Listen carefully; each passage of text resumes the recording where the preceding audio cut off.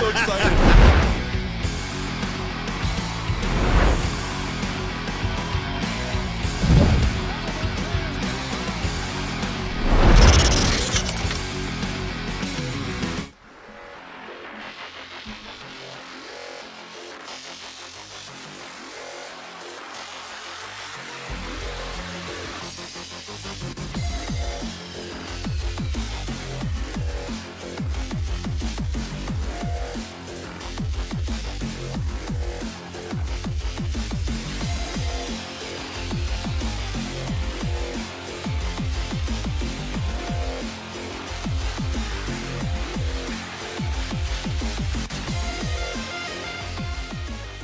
It's time for Two Guys and a Goalie with Dustin Nielsen, Matt Kassian, and the goalie, Joaquin Gage.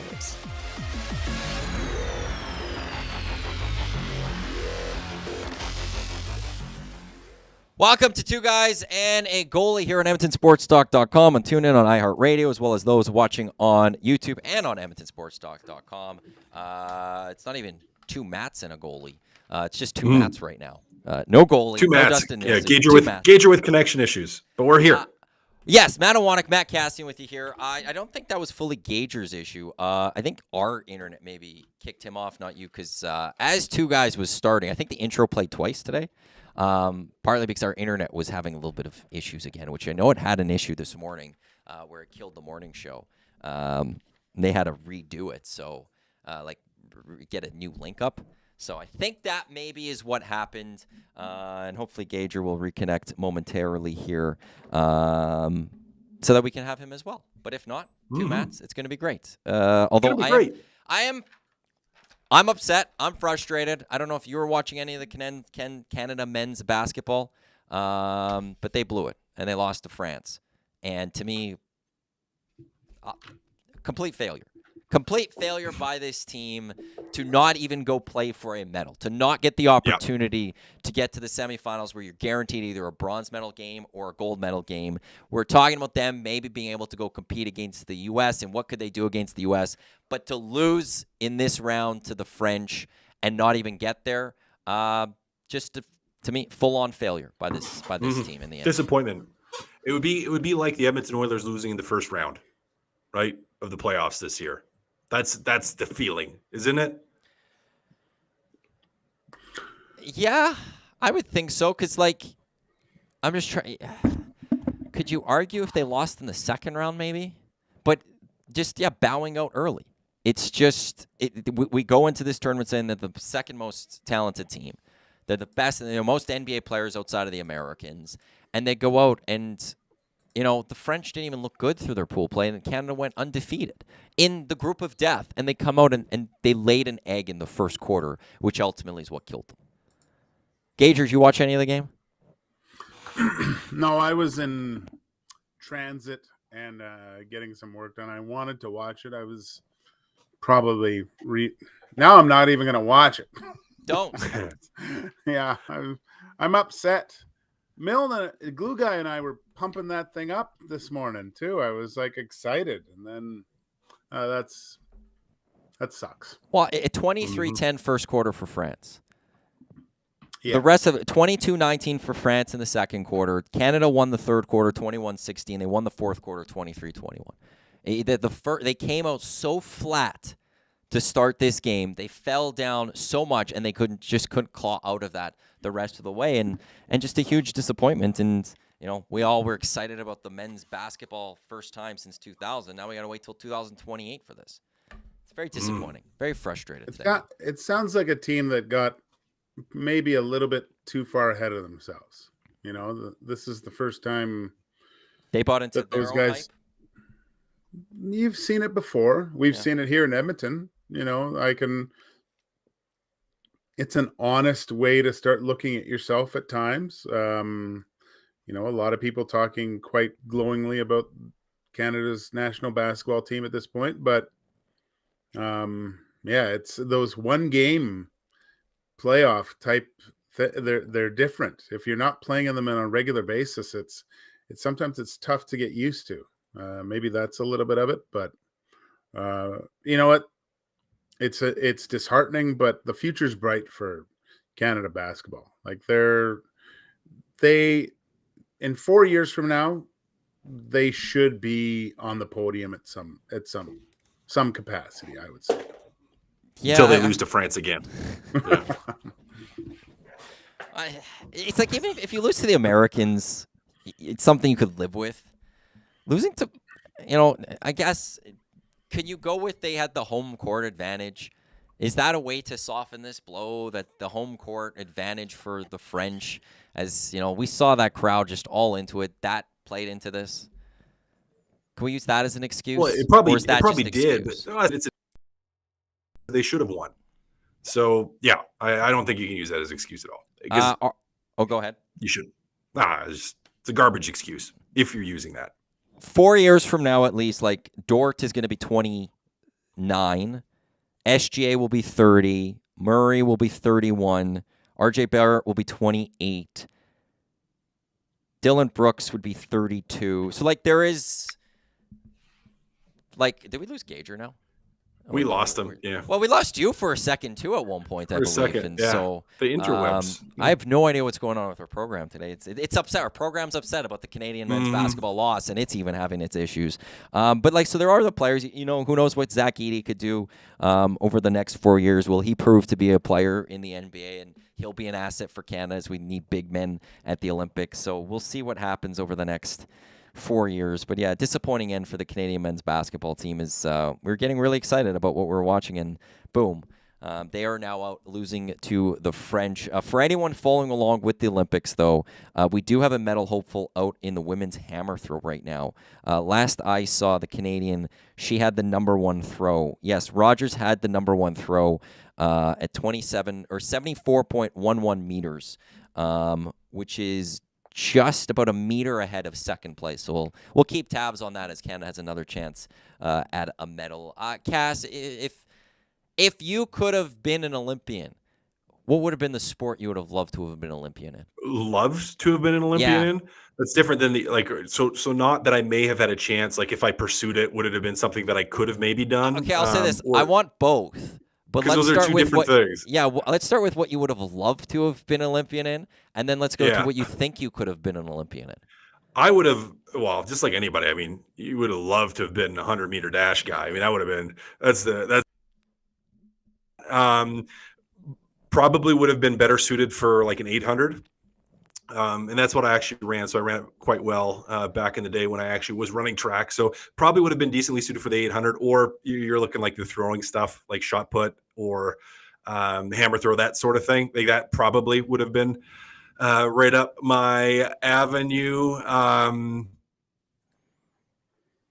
Probably, yeah. It probably, you just think from a size standpoint, I'm a big guy, hammer throw, shot put, probably, done okay with some of those field events, but I would have loved to do like the, 400, 800, 100, just any of the running ones. That would have been fun. I mean, no planet would I actually have been good enough to make it to the Olympics, but it's fun to think about. Oh, I like it. Just the idea to be able to say you're an Olympian, even in all of that. Gager, I don't know if you would have heard because we had more issues here with our internet. What sport would have you loved to have been an Olympian in? Also, what sport do you think you could have been an Olympian in if you instead trained that way? Oh, it would have been track for sure. Would I have made it? I don't know, but I was I was good at the 400 or the 100 to a point, and then I wasn't top 3. Then I went to the 200 and I was winning, but then it was 400 meters was my race. Was it? I was provincial champion in Saskatchewan in the 400 meters. I think I ran pretty awesome. I ran a 49 flat is what won it for me. Who knows what the stopwatch is though. So here's a little tidbit. Can I just jump in for a second? So from a track, so I actually my dad was an incredible track athlete. So his 4x400 team held the Canadian record up until just a few years ago, actually. No way. Yep. So he was supposed to go to the Pan Am Games, or the Commonwealth Games rather, back in the day. But he decided to finish school and get married instead.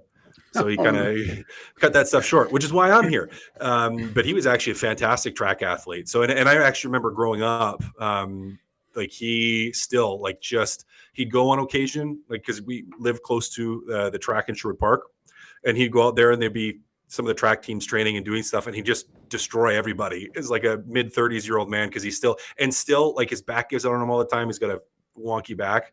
But you still, like, if I ever see him run, it's like you can see just the natural form. And like, yeah, he was a track athlete. So there's a little Kassian family history tidbit for old Chappie.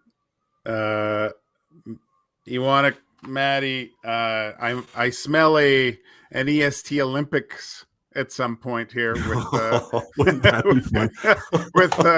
a decathlon of some respect, Now, with some certain.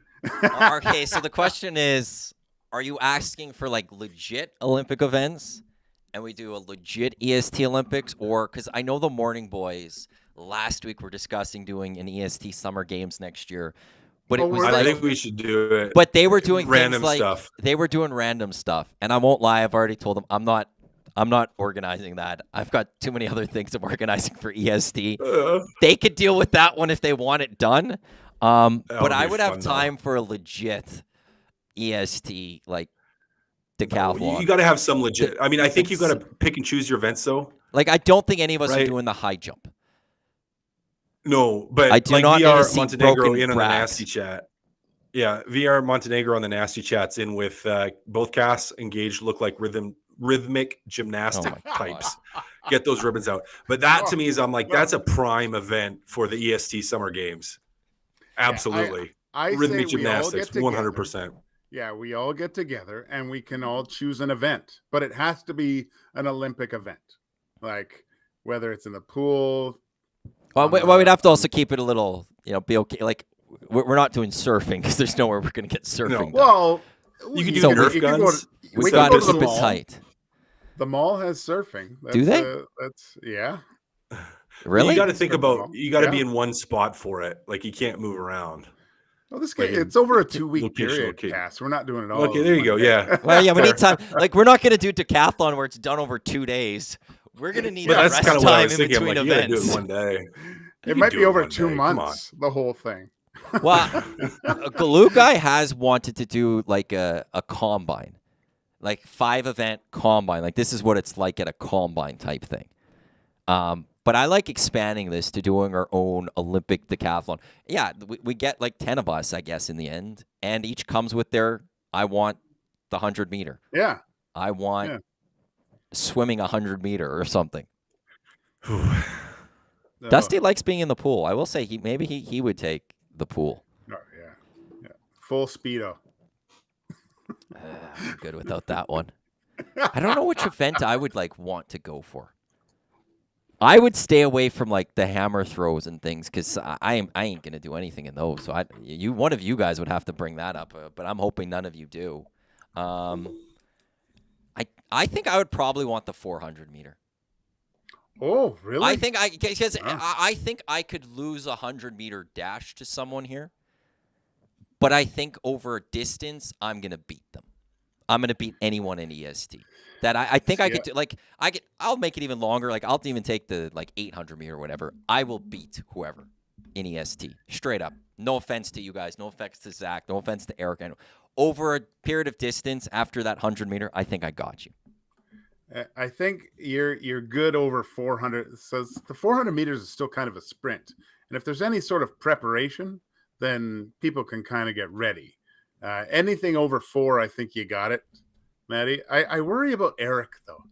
Yeah, I on the track. I think there's some flowing hair. I don't know if there's drag or what he's got going on, but there's something there. Dusty, I'm not worried about. I mean, maybe a 20 meters. We got to worry about Dusty because once the big rig gets going, there's a top speed. I don't think you can match at that point. But after that, I think we get him. Yeah, look, he's not here, so I don't care. He's calling a game right now, so he can't hear either. Dusty's finishing last. Like I'm sorry, Dusty's finishing line. Okay, let's see if who would the 10 people be? There's the three of us. There's Dusty. There's Eric. There's Jay. There's Trev. There's Zach. There's Belzy. There's Tommy. So there's our 10. Who's Dusty beating? No, Zach's saying Belzy behind the camera, but no. Belzy played Belzy's in the winning the NHL, sprints. dude. You guys, you do not understand. No, Sean Bell is winning the 100. There's not. That's why I wouldn't say in the 200. Think Sean could win the 100 over like Eric or I? Yeah. Oh yeah. Without question. You guys don't. I know you don't, but you don't. Like I've seen Belzy, and I know it's not like he's in the shape he was before, back when we were playing. But you guys, I don't think have a concept of the explosiveness still and the speed of that man when he wants to go. He was back when we played. I mean, he was playing in Houston. It was like we'd call him, he's defenseman, and he'd be first on the forecheck, first guy back. Like, not touching him. How much does not speed actually translate like regular running to being on skates?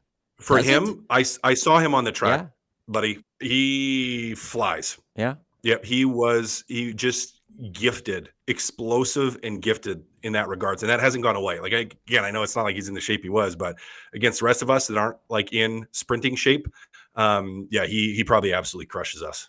Look at Gretzky in that race. Who did he race against? Wayne Gretzky wasn't it Sugar Ray? He beat everyone. Who else was in there? He beat everyone in that. I'm going to pull it up because Sugar I Ray saw Leonard, it not too long ago, but I can't remember. Bjork and Pele. Yeah, Pele and Bjorn Borg, and he crushed them. Absolutely, like it wasn't even funny. So, oh wow, he dominates that race. Yeah. Oh, you didn't see that? I've never seen that. No, it was a 60-meter dash. It wasn't even close. Yeah. No, he whooped them. I don't know who's at the far end, but he was like standing up and he got like a terrible start. But Wayne got a good start and he took over. Okay, yeah, so Belzy's not coming last, but so Dusty's coming last. I'm just throwing that out there. And then this is great. I think actually want to know something? I'm going to say Jay might come second last. Oh, Jay, that's something that I think depends on the event. Yeah. I don't see a runner there. There's going to be a couple of running events in this. What's Tommy doing? What's Tommy picking? That's pole vault. There's no coiffed hair event, is there? Is there? No, nothing like that, right? No, I'm trying to think what Tommy would. I get where you went. I get where you went. He wouldn't win pole vault. He would Did lose. You guys see that video, by the way? I left that. We talked about it this morning. Oh, yeah. Tommy losing because his junk in everything. That's why. For that, shorts are too tight. I forgot what country he's from, that pole vaulter. France. Was he French? Yeah. That's a nice little way to say, like, why, like, everyone knows why you lost the gold. I don't know if he's in a relationship or not, but that's on your Tinder bio, no question. Like, that headline needs to go on your bio, and you're set for quite a while. Jay and I did say this morning, he's probably the most popular guy in the village right now, just for losing the way he did. And the fact that Super Slow-Mo has helped him quite a lot over the last few days.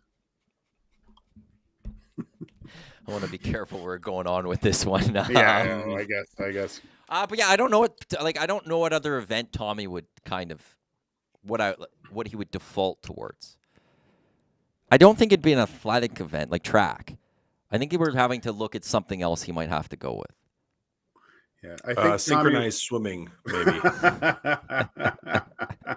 I think we'd have Summer Olympics, and Tommy would pick short track speed skating. Is what he would do. That would be. Well, he might do okay at swimming though, as long as he wore like a swimming cap, because he's got like no hair in his body. Diving, He's aerodynamic. I don't think any of I don't think we'd be allowed to do diving in this one. I don't think anyone's doing anything when it comes to diving. I would love. I think it'd all how just be great up, would that down. Cannonballs. Yeah. I don't know if you guys haven't been to Terwilliger Rec Center, but to have like we could pick like 10 nasties to come and judge, and all of us have like 3 dives, and they vote. That would. Yeah. Does anyone get higher than a 2? You know, like. Oh, We would EST do Olympics. terrible at that one. This is going to be good. Yeah, I like the idea of almost just the EST decathlon part of it, where we come in and I don't even. What would you guys then take as the one for you guys? Because I said I'd take the 400. Well, yeah, that's. I think I might go 200 then. You'd still go with Matty. running, okay? Yeah, I think I'd still go running. See, and I think at 200, I'm taking Belsey. I'm taking him down. Nope. I'm throwing that out there. I now actually really want to run against Belsey to see how. I'm telling you, man. I know do you it. got this worked up in your mind, but again, I have seen that man sprint, and yes, it was when he's in shape, but from a muscle memory and from still occasionally being on the ice with him, knowing what he's capable of in short bursts when he goes. No, you're not winning, Matty. Sorry. Love you. I got less body mass to carry with me. What about you, Cass? What would you bring into this?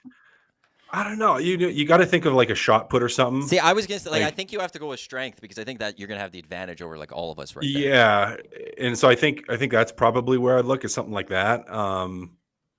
Yeah, probably something like that. It would be if I'm trying to win something. Yeah, you got to go discus. I want to see Cass full discus, full onesie, spin. Full. No, not even onesie. I'm going with a gymnastics leotard. That's my outfit. Sparkles. Give me sparkles. I know where Tommy goes with this. Actually, I just realized Oh, he'd, right. he'd go golf. Oh, No, yeah. He'd bring golf into this. That would be his thing that he'd want to do, which I would be completely in favor of. But he would go golf. that's everyone can do that. That's great. Yeah. He'd I like also that be, one. I think, the favorite going into it as well. Actually, I don't know how you guys are general shooters. I'm not No. winning that. No. And Tommy's like an 80 golfer. I think at EST, he'd be the best, most consistent golfer in that. So that would be his easy win. There we go. This is two guys. Calvin Cian. That's a good idea. Yeah, boxing. I'd do that. Thanks, Calvin. It's a great idea. Yeah, that's good work. Thanks a lot, Calvin, you jerk. That's one I could safely say I'm not going on any sort of magical run. yeah. I can't wait to see the Matts go up against one another, and Iwanyk trying to win on points.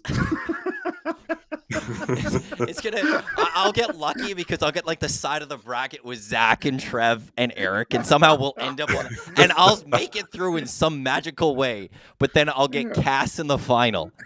And then I'm done. Hey, silver medal. That'd be fine.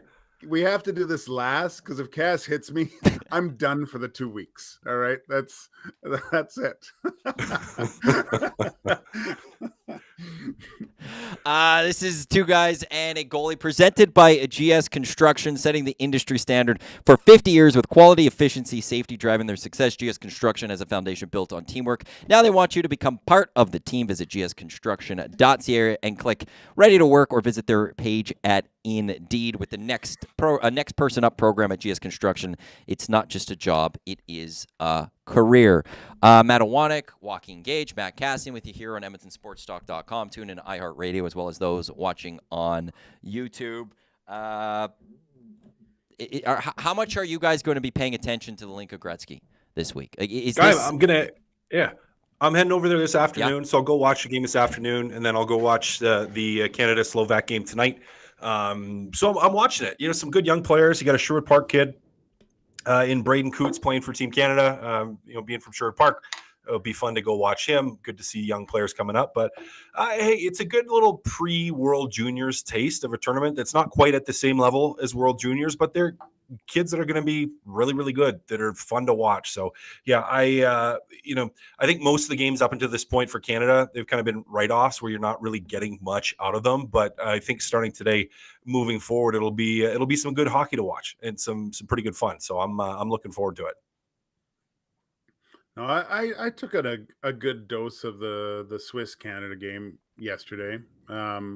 Obviously, Canada dominated, but these players to at that age, and it's like, I don't know, Cass, you've got your finger on the pulse. Is one question I kind of in the back of the splinter in my brain was, is this too much for these kids? And I know they look amazing, like they look like they've been playing for forever, like they haven't had a break. And I wonder if I'm like, oh, is that too much? Or are young kids playing too much, do you think, right now? Like they'll have they finish their season, they have the Hlinka, these things, they train right into, especially for CHL players, Western League players, camp starts in the next few weeks, if I'm not mistaken, right? Is there enough time for these guys to recover after playing that long of a schedule?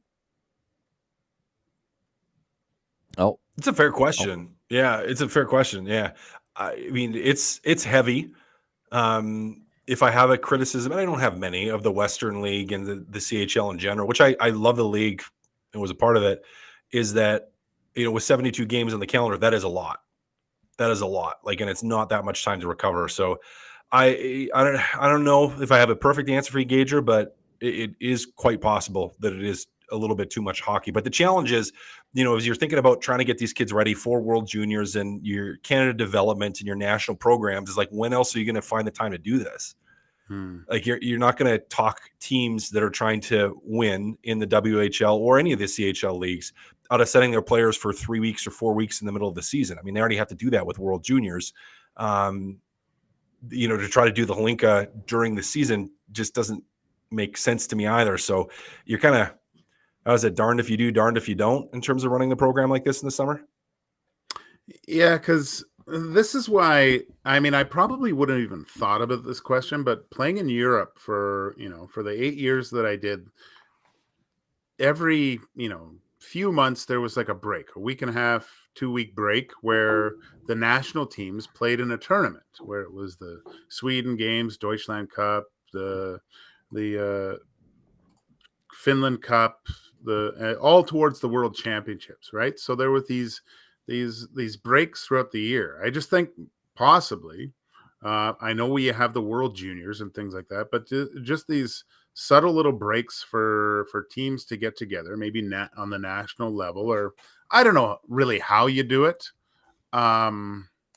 because you always back in the day, it's not so much now, because I think these guys with the Hlinka, with more tournaments like this, that they actually get a chance to play with, have some familiarity with other players that maybe they don't play in the same league, because in Europe it's a lot different. They're always together. National teams, when you're at a level, they're with each other for as long as they're kind of in the sport. So maybe that's something that you look at from Hockey Canada aspect of getting these guys together and maybe having these types of mini tournaments throughout the year towards something. I don't know, but it's the only reason I kind of thought breaking it up, give it a little bit more rest. I know the top players are probably playing in these tournaments, but might be something to think about. What about an idea of all, like a traveling Team Canada that, that's, because that's what it used to be, was it not? Where you had the team all year? Never get approval from that, or I shouldn't say never, but I highly doubt you get approval from that from the CHL teams. I mean, they want players playing. They want to be able to have a draw from a crowd standpoint. And if you pull too many of your top players, really, because that's all your best players, then they would be gone. Yeah. They're just going to look at this and say, we're going to lose money, or we're not going to make as much money in a league or leagues that are already pretty tight financially. It just doesn't make sense to me. That makes a lot of sense. That part of it, like I see how it could be beneficial to just have a team that's always together for those tournaments. Oh, it would be. But it's the same as like wanting to have the NHL go down from 82 games down to 72 or whatever. It's Yeah. never going to happen, though, because money, money, money, money. Everything always comes back to money. To NHL.com, Derek Van Diest, he had a conversation with Stan Bowman, general manager of the Edmonton Oilers, said he had a good conversation with Leon Draisaitl's agent on a contract extension, but doesn't have a timeline for when it'll get done. I like the wording there of when it will get done, as if they think it's, that to me sounds like they're going to get something done. It's just they're not worried about that. When would you guys be worried if there is no extension? Like, when's a date where you go, why isn't the extension here? Christmas break for me. That's your, if it's not done at that point, you start to go like, ooh, you're starting to inch closer to trade deadline time and still nothing done. That to me, not panic. It wouldn't be panic mode, but I'd be like, okay, like this needs to get going here. That to me would be the time. In a perfect world, I'd like it to be done before the season starts. So you're not having to talk about it, not having to think about it. You can just go play and progress towards trying to win a Stanley Cup. But to me, that Christmas got a big circle around that, being like, okay, if it's after this, now I'm going to start to get worried. Yeah, I understand what Cass is saying, but even if it's not done, what do you do in that case? Are you looking at moving him at the deadline? I don't think you can do that. I think you have to. Even if things aren't done, I keep Leon Draisaitl through the regular season to the playoffs and try to win it at the end. Regardless of if anything gets done or not, I don't think you're going to, whatever's coming back the other way, is. It's too much of a seismic change for a team of the Oilers for this season. Like he's not. You can't afford to lose Leon for nothing, but you also can't afford to trade away Leon. It's like me trying to replace Lieutenant Eric this morning. It sounds great, but it just doesn't work.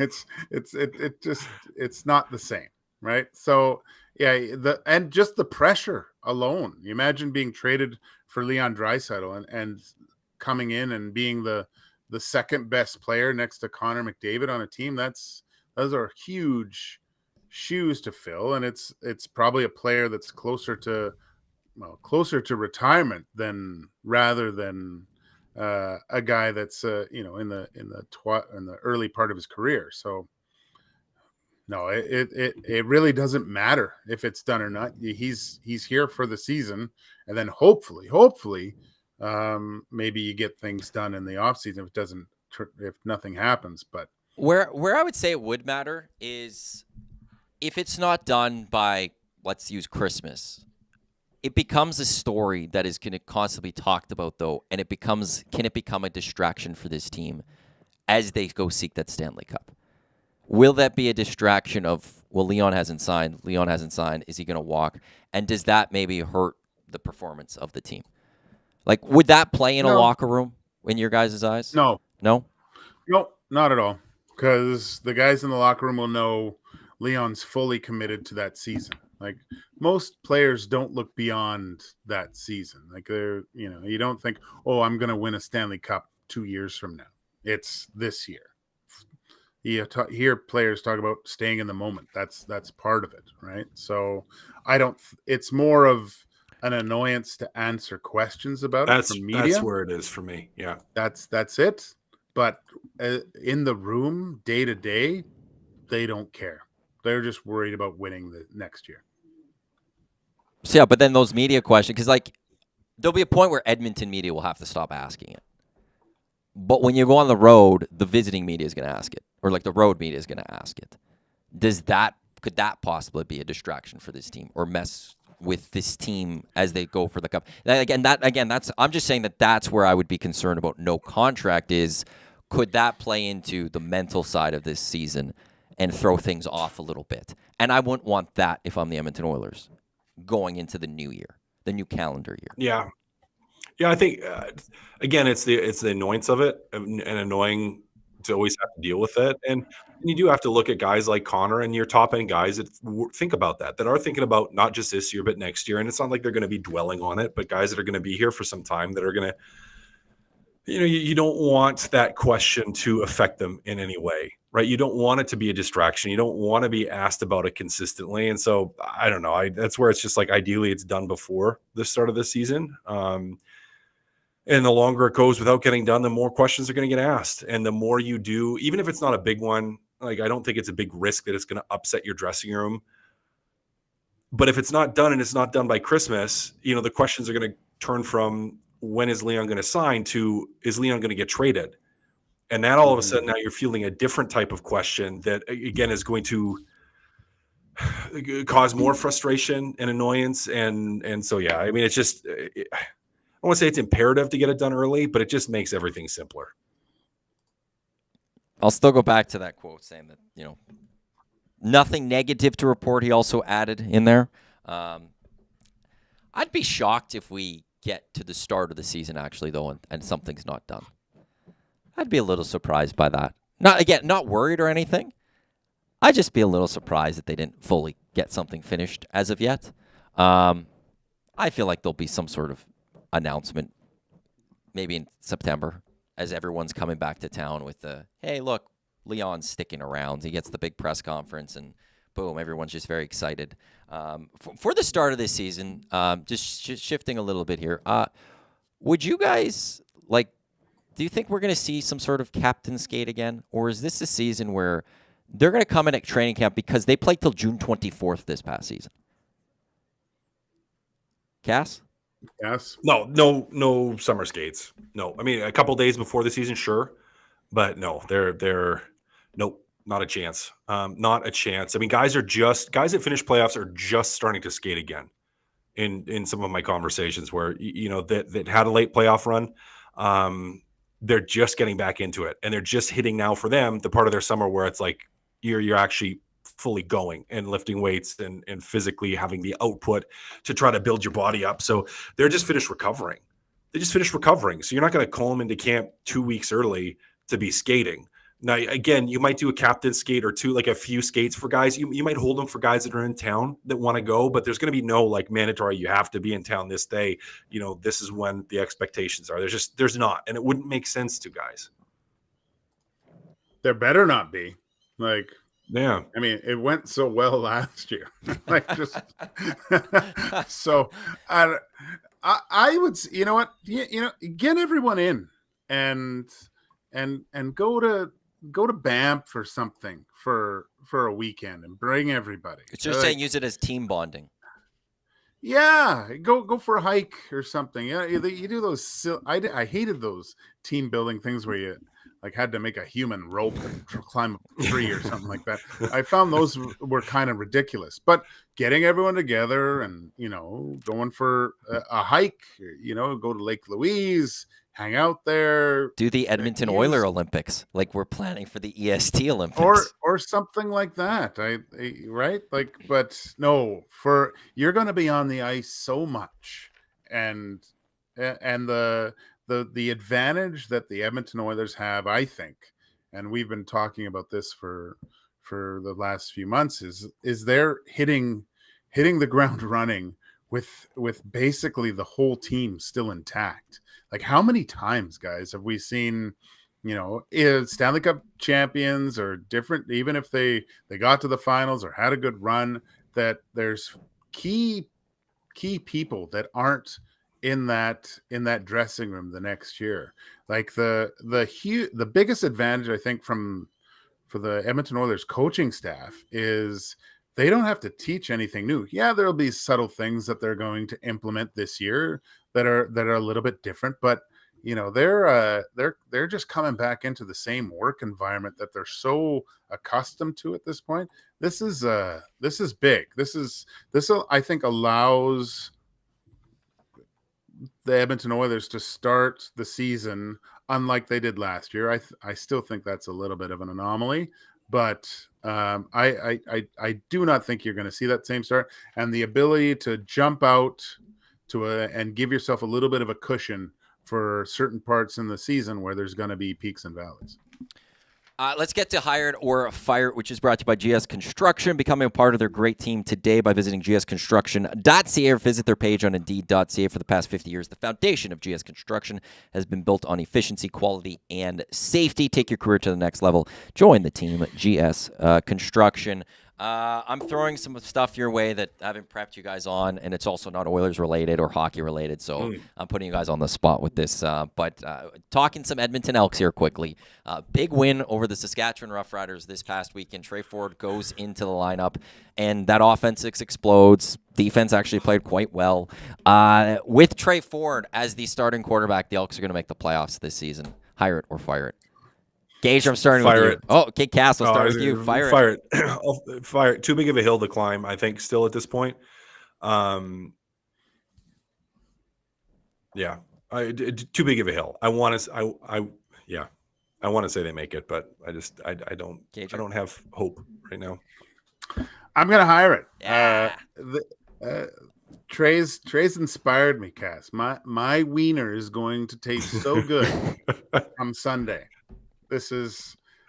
I got to bring my game. He's bringing his game. I'm bringing my A game to the meat sticks. Okay, we're making the playoffs because really I need a few extra home dates. My daughter's so expensive. Well, I'll tell you right now, if they make the playoffs, you're not getting any home dates. They're not going to do so well that they're getting second in the West. I'm sorry. I'll just throw that one out there. They'd have to do really good, I guess. Where I'll say is I think this Sunday will be the big factor for me because they take on a BC Lions team without Ferdinand Adams Jr. If they go beat the Lions, they get Hamilton next week, who I think then if you beat the Riders and the Lions, is that all of a sudden 3 straight wins? Then you get Montreal, probably going to lose to Montreal. And then the rest of the season, you get Calgary 3 times, including twice on Labor Day, and you get Winnipeg twice. You go take a few of those games, all of a sudden you might be sitting in a playoff spot at that point because they still have to play and they haven't yet played Calgary and Winnipeg, and those are the 2 teams that they are looking at and they're needing to catch up on. They sit 3 games back of Calgary. You go take care of business during Labor Day. You go take care of business this weekend, maybe against Hamilton. Maybe it's there. And as the president of the Trey Ford fan club, I will just believe in my boy. I say let Trey cook, and I'm just going to go with he's going to carry them all the way. It's probably not going to happen, though. I'll hire it, though. What is it? He's the only Elks quarterback in the past 3 seasons to 2 seasons. Who have just 2 seasons to, I think it's, 2 seasons that started and won a game. Yeah. So this season, the Elks have played in their last 26 games, and you might be able to go a little bit further than that. But of the last 2 seasons, they've played 26 games. He's the only quarterback with a win. Taylor Cornelius lost every game. McLeod Bethel-Thompson lost every game. Jarrett Daggy lost the lone start. If you go the last 2.5 seasons, the Edmonton Elks have won 9 football games. Trey Ford started in 6 of them. So that's right. I still don't understand why Chris Jones refused to play him. I still never got it. And then you watch this past weekend, and there's a lot more people saying the exact same thing, like, this doesn't make any sense, especially like it wasn't even his running that won them that football game against the Riders. It was the threat of him that opened up the run game for Javon Leake, but it was also his passing. He had some really good throws in that game, like hitting Tevin Jones in stride for the 93-yarder or whatever it was. The Olympics. They should be held in singular locations, there should be just a rotation of a couple of hosts that they rotate through. Hire it or fire it. Cass? Fire it. Fire it. I like having it in different cities, different places. I mean, you can say what you want about the economics, and there's goods and bads and all kinds of things that go along with it, but I like having it in different cities and different places in the world. So I don't think you want to have just a tight rotation. I think letting it be in different cities is an incredible experience. So yeah, I can't even remember which was hire it, which was fire it. Oh, fire it, right? Because I want it in different cities. Yes. Yeah. Gager? I'm firing it. Just with social media these days, the American rugby sevens, the female player, I keep forgetting her name. It's terrible. She's gained like 2 million followers. She's great. You get personalities and just Piper I Logan? love seeing these.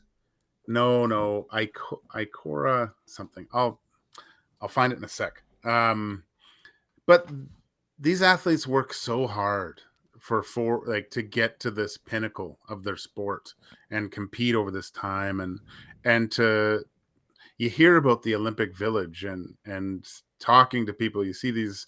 I think it's a whole experience. This is a time where I love them all getting together in one spot. It's unfortunate with the surfing. It is what it is. But I think it should all be held in one place if you can. Well, the surfing's in Tahiti. It's the longest distance between a venue and the host city. LA is going to have some events in Oklahoma, which is a little interesting. They're going to have baseball out there, and I can't remember what else will be out there. So that's going to be a little bit of a distance.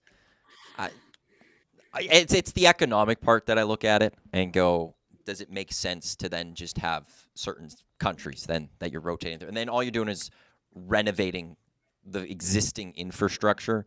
But to everything you guys say, I agree with. Like, part of being at the Olympics is, the different parts of the world hosting it, and these athletes getting to come together and being all together at the Olympics. Do you guys think we'd ever see, a chance of racing in some form get to the Olympics, like auto racing? If you're going to go with Tahiti for surfing, you could go, and there's going to be a track somewhere close that you could probably label that's going to be the home of this. You think there would ever be a shot at that? You do IndyCar rules. You don't have, you just but you think have about the car. the expense though of building the cars, and now you're having national car programs. I don't know. I think it's too expensive.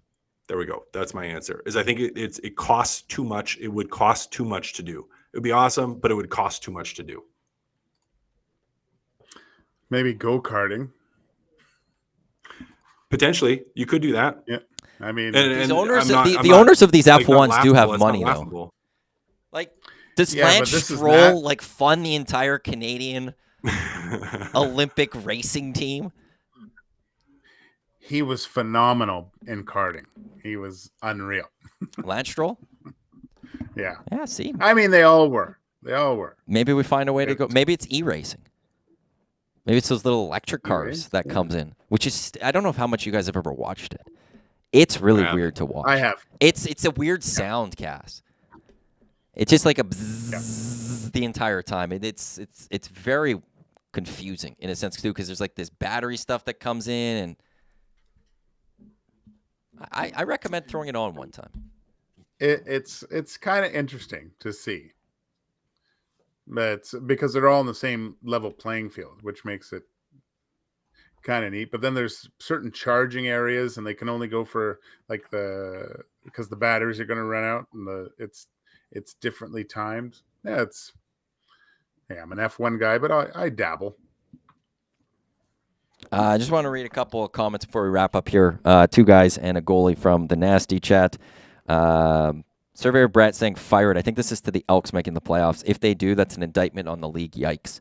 I don't think that's an indictment on the league. It'd mean that the Elks went on a roll the rest of the season, and they were able to catch a playoff spot. I don't put that as an indictment on the league.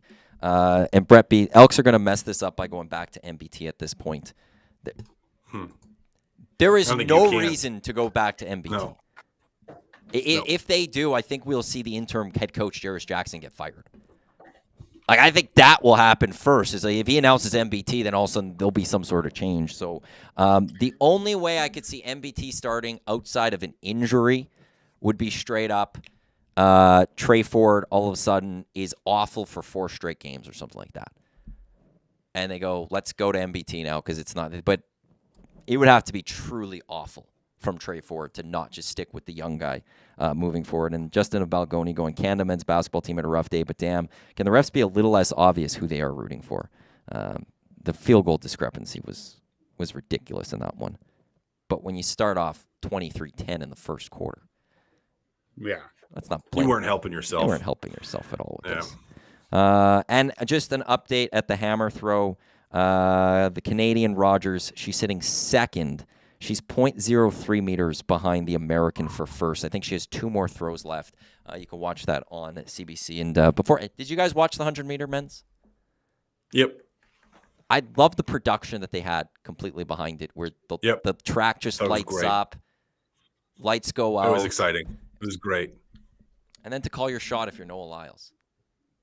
Yeah. And we'll call it a veteran maneuver, like the little forward lean. And I know there's people that was like, the foot was across first. And it's like, well, that's not the rules and never has been. It's your chest. Your chest has to get across first. And that little fractional extra tiny little lean won on the race. It was awesome. I loved it. That was exciting. How crushing is it to come second in that race when it was a virtual tie? Like you can't now say you're fractions of a second off of being able to say you're the world's fastest man for the next 4 years.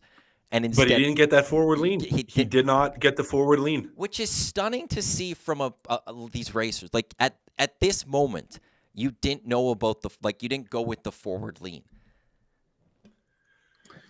It's practice though. Like that's the thing too. You practice that at a certain point, the lean.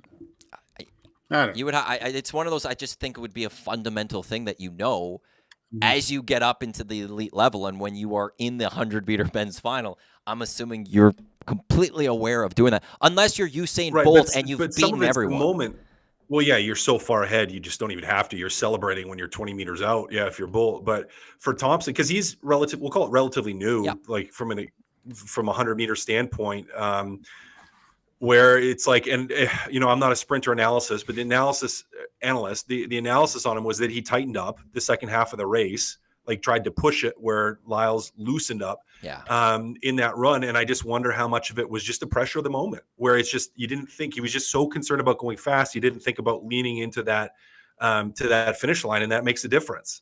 So I think there could be just, again, veteran maneuver to lean forward where the pressure of the moment maybe got to Thompson. But again, I'm not a sprinter analyst, so I mean, I guess I really don't know anything. Well, that's the beauty of the Olympics. We watch these events for the first time since 4 years ago, and we're all just experts in it until 4 years from now when we'll be experts in it yet again. Gents, this was fun. Appreciate you guys jumping on, as always, on Two Guys and a Goalie. The three of us are back together on Thursday. Cass, enjoy Hlinka Gretzky later tonight. Absolutely, buddy. Sounds good. Thanks to everyone for tuning in. Two Guys and a Goalie. Nielsen Show replay with Gager, Milne, and Trev. That's coming up on our audio stream. And then live programming once again tomorrow, 6 a.m. Lieutenant Eric returns. He's with Gager and YouTube Trev. Thanks for tuning in to Two Guys and a Goalie. Enjoy the rest of your Tuesday. Chat with you tomorrow.